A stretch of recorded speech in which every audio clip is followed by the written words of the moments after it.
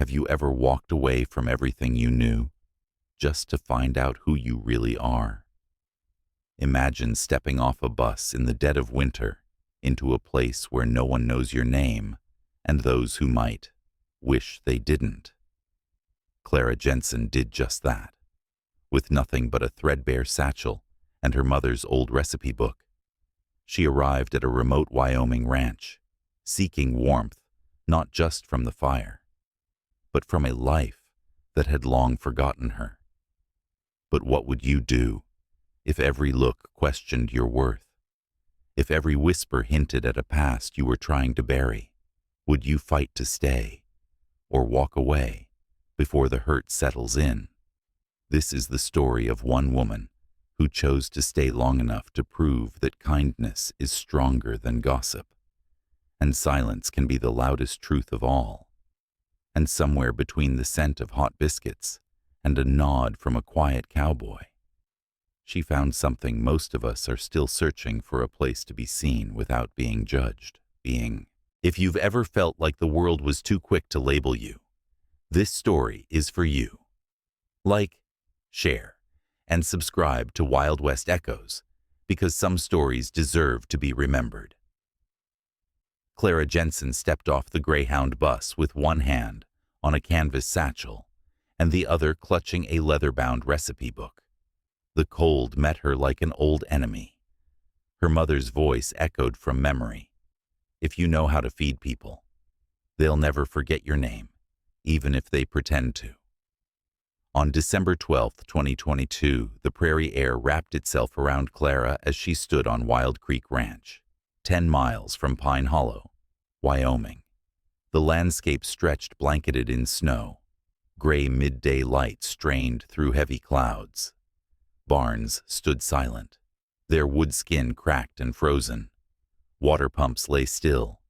A single scoop of warmth came from the foreman's tin mug of coffee, carried into a cabin where a wood stove offered the only real heat. Clara paused before the main house and knocked on the weather-chipped door. A man opened it, Eldon Sharp, in his 50s, lined face, quiet eyes. His gaze dropped to her satchel. "You lost, ma'am?" he asked. "I want to cook," she said, steady as winter wind. "For your crew." Eldon narrowed his gaze. A woman in the cookhouse. He sounded like he'd said it 100 times. It ain't a place for someone soft. Her gloves were mismatched, one wool, one leather, but her shoulders squared. "I'm not soft." She slipped her feet from old boots into the snow. The cold felt new, biting around the edges. She tucked hands into coat pockets. "We'll give you one night." Eldon eventually said, "I'll be ready." Alone. She carried her satchel through silence to the cookhouse. Behind her, the barns stood like ghosts. The building smelled of stale grease and smoke. Floors creaked under her weight. She set her recipe book on a rough pine table and opened it to a yellowed page: biscuits and salted pork. She knelt by the old stove, rusted, cold, and pulled a single log from the stack. She arranged kindling, struck a match, and inhaled the sharp smell of pine. Flame took slow, then roared. Candles illuminated cracked walls. Clara rubbed numb fingers on her apron's pocket. Her gloves lay forgotten on the crate by the door. She sharpened knives by candlelight. She measured flour with care. Hands moved steadily as snow began to fall outside, tapping the roof in quiet applause. Through the small window, drifting crystals lit like pale stars. Clara mixed a stiff dough by hand. Salt, fat, water, a short list. She rolled it out and cut rough biscuits. She sliced thick salt pork from a slab, laid it on cast iron. She fed logs into the stove. Flames snapped. She cracked more wood, watched the red heart glow. By dawn, the cookhouse was warm. Clara carried a platter to a long table of benches. The smell of biscuits and pork and fresh coffee carried across the yard. Men filed in, They sat in worn leather coats, boots still crusted with frost. They ate, some twice. Not a word passed first. Eldon watched her from the doorway. She met his gaze. A silent moment passed. Then he gave her a slow nod. Clara dipped her head. She had earned her place. She set each plate down, stepped back, and began to clear the table. The warmth in the room seemed to settle in her bones. She knelt by the stove, scrubbing cast iron with stiff bristle, working until the metal gleamed. A single log thumped beside the fire. She looked up. It was Eli Walker. He stood where the window's frost cracked behind him, broad-brimmed hat low, eyes shadowed, but his presence was solid. He picked up a poker, added wood. She met his gaze. He nodded, then walked out. As she cleaned the stove, a single log thumps beside the fire. She looks up. It's Eli. No words, just a nod. Then he walks out, before the rooster crowed. The stove was already lit, and Clara's apron was dusted with flour. She hadn't missed a dawn since she was 12. She once told her mother, "I don't need anyone." Her mother replied, "You'll say that until someone proves you wrong." By December 16, 2022, snow had begun falling gently over Wild Creek Ranch. Each morning brought a small ritual: chopping wood, tending cattle, warming the cookhouse stove. Inside, pine smoke curled from the hearth, filling the room with late-light comfort. Biscuits cooled on parchment, and through the fogged windows came the soft hum of a tin radio playing country classics. Clara moved through the morning rhythm as though she had been born here. She stirred the oatmeal pot, ladled spoonfuls into bowls, and carried them out to the ranch hands.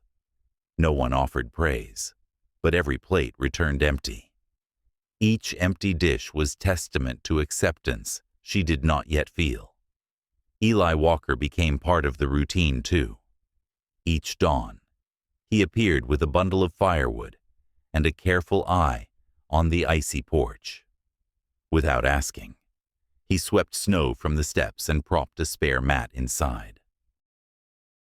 Clara caught his quiet hands busy on chores she didn't even know needed doing. She nodded in thanks, but said nothing, still guarded. During the midday break, Billy Ross swaggered into the cookhouse in thick boots that tracked snow across the wooden floor. He lingered by the window, sniffing the steam from coffee. Saloon trained. "Huh," he said without turning.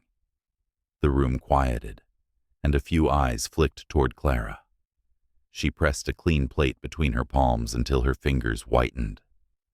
"Best biscuits I ever had," Billy added, eyes fixed on a spot on the floor. Nothing else was said, but the air shifted. Clara's jaw stiffened. She didn't answer, but she felt those words settle in the room, like ashes after a fire. Eli arrived shortly after lunch, scratch pad in hand, fixing a loose board near the pantry door. He looked up when Clara passed. Their eyes met. He offered a soft smile, a small reassurance that she wasn't alone, even if no one else spoke. Afternoon slid into evening. Clara washed the dishes and returned to her recipe book. Candlelight flickered across yellowed pages, and she scribbled a note beneath her mother's handwriting. Split wood. Start with care. Quiet hands help everyone. She paused, letting the words hold promise. Outside, the wind picked up, rattling shutters. Clara stepped toward the door and froze. A small basket rested on the porch, rocks holding fabric hawk-tabled over its breastpert door. Inside, pale eggs, cornmeal in a cloth sack, and a bar of soap lay nestled together. All crisp, never used. No note, no name. Only quiet kindness. Clara touched the basket's edge and lifted her eyes to the darkening sky.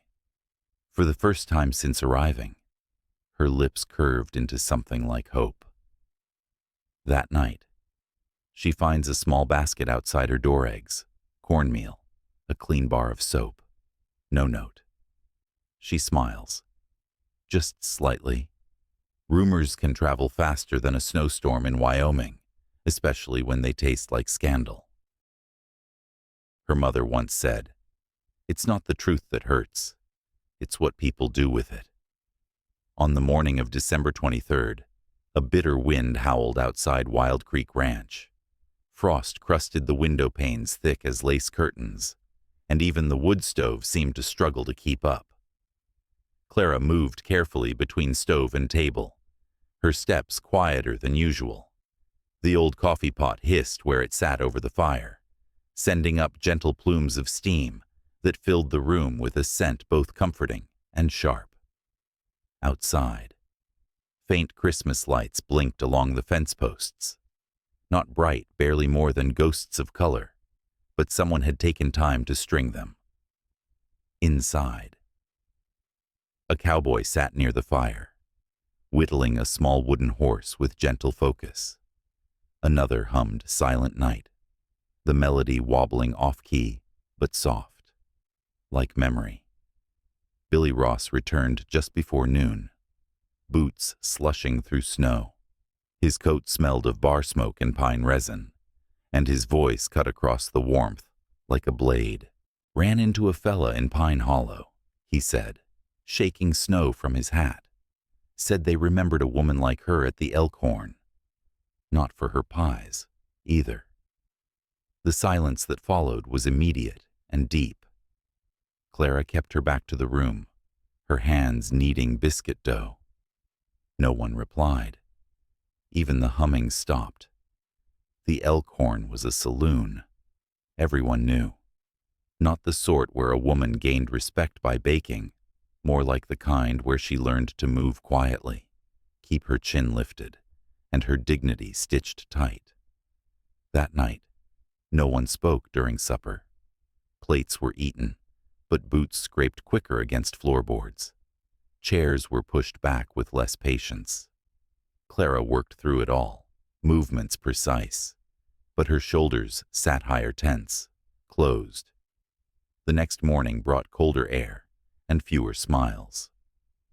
Clara walked the perimeter of the cookhouse, checking for drafts, pretending not to notice how men avoided her gaze. She stood longer at the stove, stirring stew that no one complimented, though bowls emptied just the same. Eli came in late.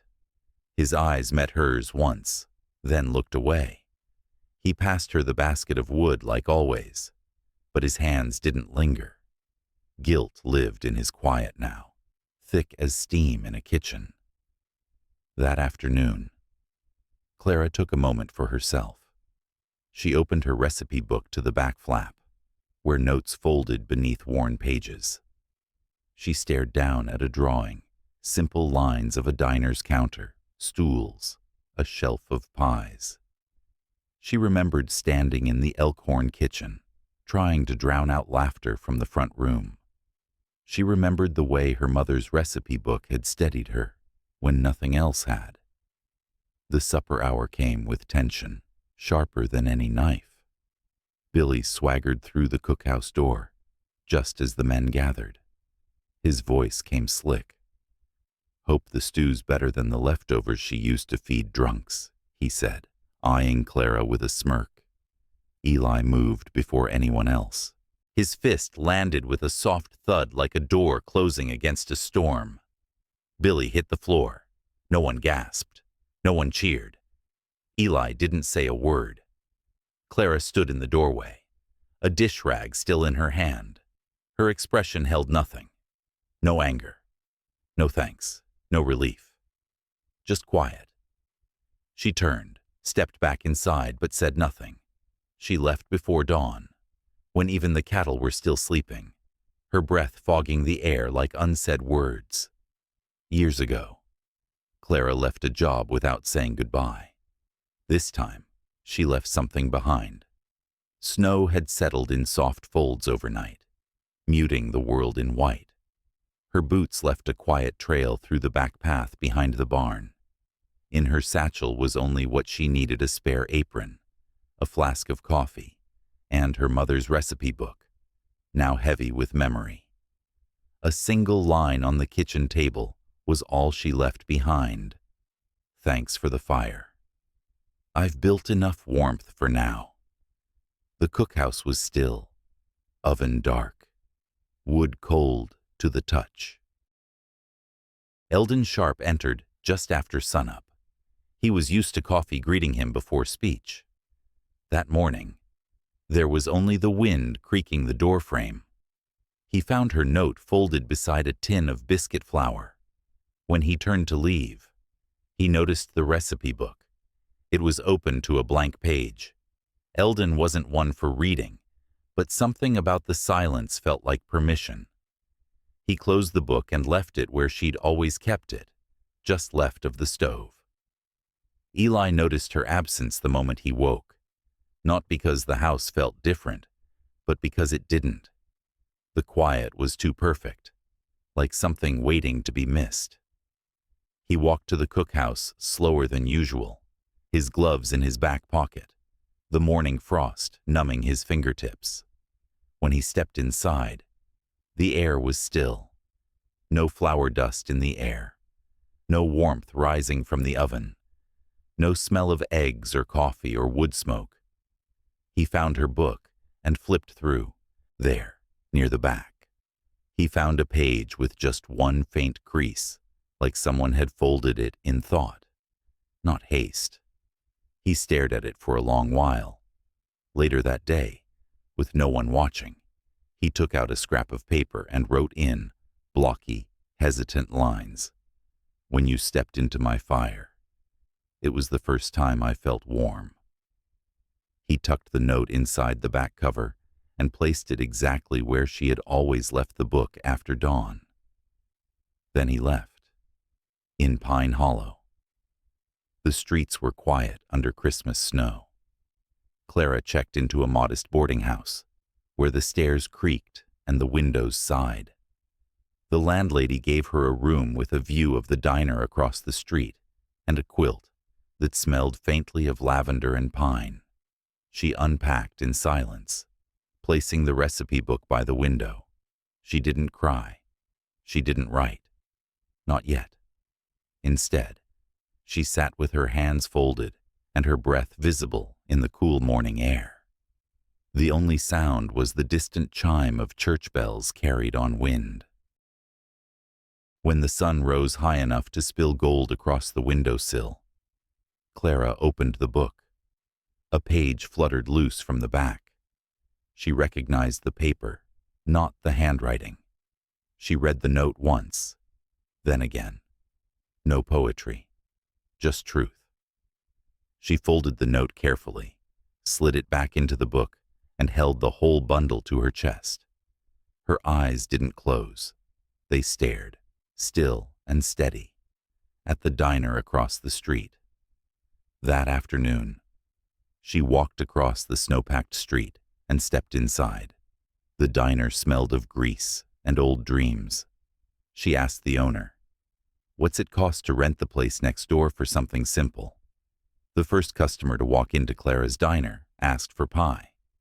She didn't have any, so she gave him half a cinnamon biscuit and promised better tomorrow. She once told Eli, "I just want a place where people stay long enough to finish their coffee." Back then, it felt like a distant dream. Now, it was a small room with mismatched chairs and a sign in the window that read, "Clara's Table," hand-painted in olive green. The place had been a hardware store once, the kind with creaky floors and ghosts of measuring tape painted on the walls. Clara kept the shelves and turned them into spice racks. Locals brought in what they could spare: a floral tablecloth here, a rocking chair there. It all added up to something that didn't match but made sense. In mid-January, the snow still came, but it was tired. It melted as it landed, leaving damp footprints and fogged-up windows. Inside the diner, steam rose from the kettle all morning. A soft hum from the ceiling fan mingled with the clink of old mugs. Eli showed up without announcement. Just a knock of boots at the door and the smell of earth in his coat. He brought pots of basil and thyme, their roots bundled in burlap. He said nothing, only placed them by the front window and nodded once. Clara watched him kneel to dig a shallow bed beneath the glass. Then she brought him coffee. They spoke in movements. He wiped a spill without being asked. She refilled his cup without being thanked. No questions, no explanations. Just two people stitching warmth into a space that asked for it.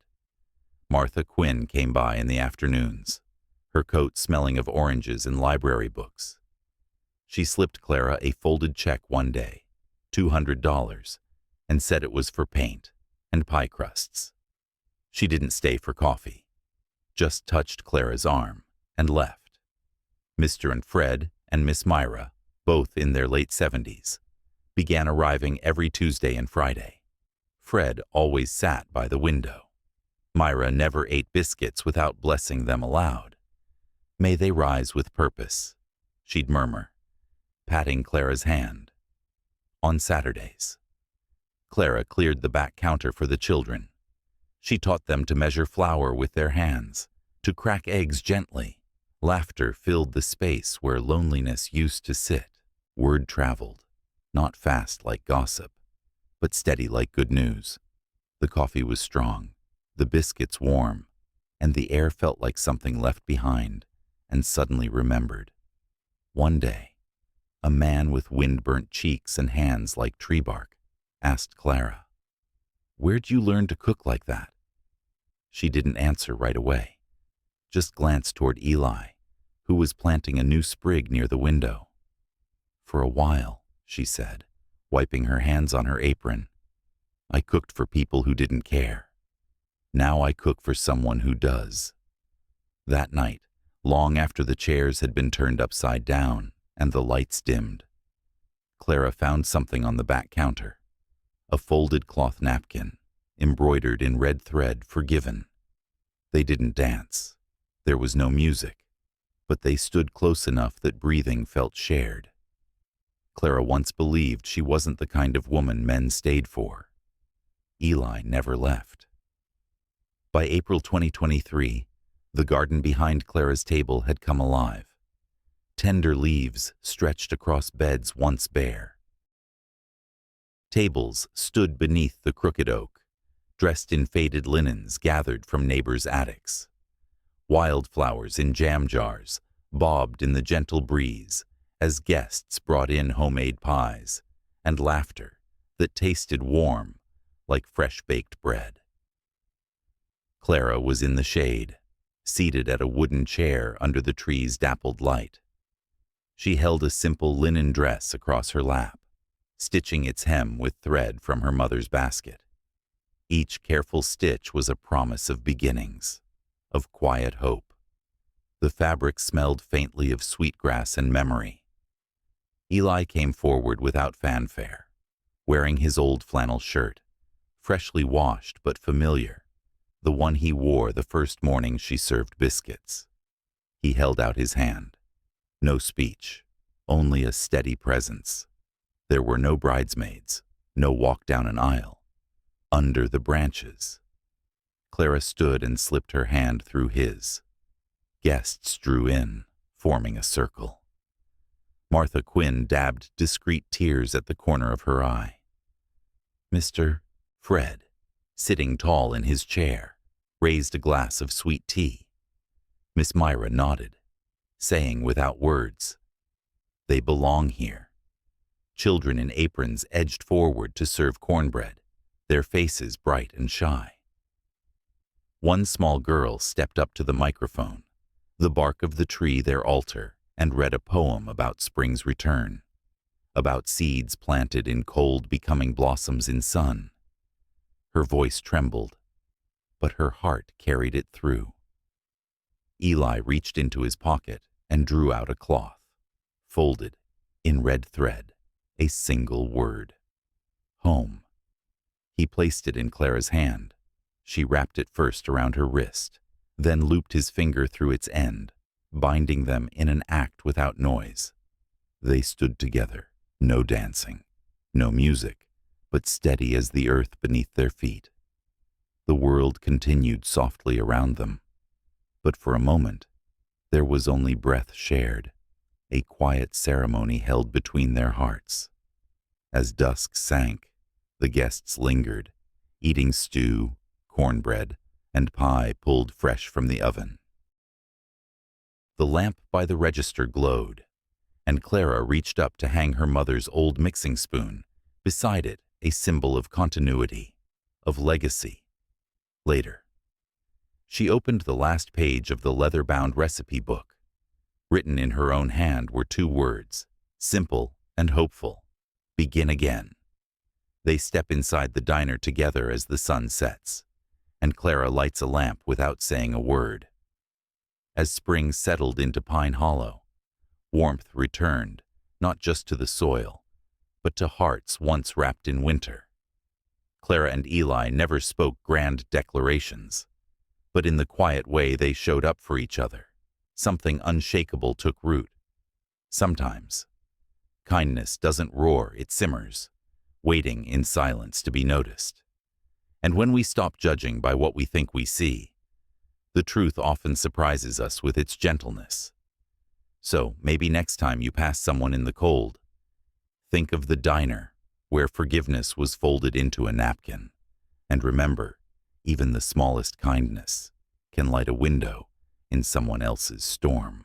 Thank you for spending time with us here at Wild West Echoes. If this story touched your heart, please consider giving it a like, sharing it with someone who needs a little warmth today, and subscribing to our channel. Your support helps us keep these forgotten echoes of the past alive. See you in the next story.